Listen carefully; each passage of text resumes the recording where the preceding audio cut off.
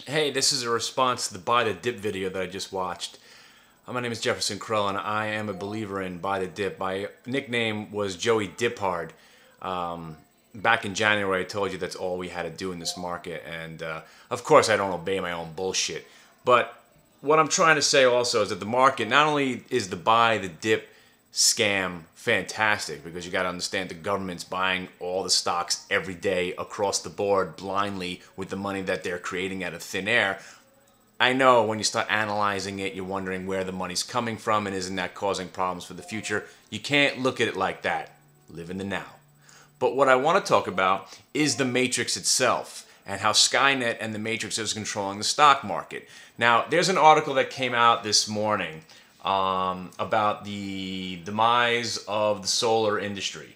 Now, solar has been a fantastic story over the last 30 years. When I was a child, I was 8, and I went to Epcot Center. And all I heard about was how solar energy was going to revolutionize the world. I was going to save the planet. That's the way we were going to run our electric cars. They were going to be powered by the sun, and we were all going to have electric flying cars at this point. That was 10 years ago.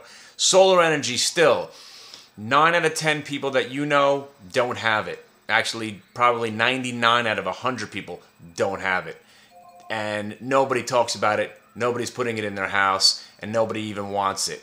As much as you want a windmill in your backyard and the solar energy and how you want to get off the grid and all that stuff. So the reasoning behind one of my conspiracy theories of how the market is being manipulated, not by just the government, by predetermined computerized matrix Skynet company that is controlling everything. Now, what the Skynet and the Matrix try to do is they try to make Max Payne onto the non-believers. So we have Herb Greenberg, CNBC senior stock commentator, who I don't know if this is his opinion or he's just disseminating this information to pretend that he knows something, or whether or not this is actually his opinion.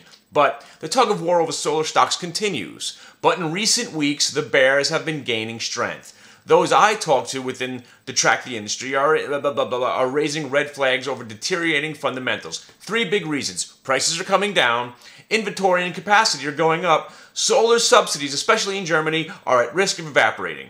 Blah, blah, blah. The euro is moving lower, which is bad for solar stocks. Why? Because they sell in euros and their costs are in dollars. Thus, if the euro moves lower, it negatively impacts their revenues and margins. The upshot, says Johnson, who has been well out in front of this, contrary to the street consensus, market demand in 2000 will fall. Why is that an upshot? I don't understand. They use the right language there. Among these stocks he thinks are vulnerable, it goes on, they list a bunch of stocks, and then we have FSLR. FSLR. He's telling us that we should be worried about FSLR. And so what the Matrix does, it looks and scans the internet, the interweb, for negative releases like this. And to cause Max Payne, because there are so many sheep still out there that read things and react to them, the Matrix knows this would be a good day to run the fucking shit out of FSLR. Now take a look at the stock. Now I'm only watching it from afar right now. I can't toot my own horn about embracing the Matrix theory because I haven't been actively day trading in over 3 months, and I refuse to trade actively until the market shows me some sort of sanity, which could actually mean that I will not be getting back into this market anytime soon, and the market will rally till March, just like I said it would when we bottomed out in late August.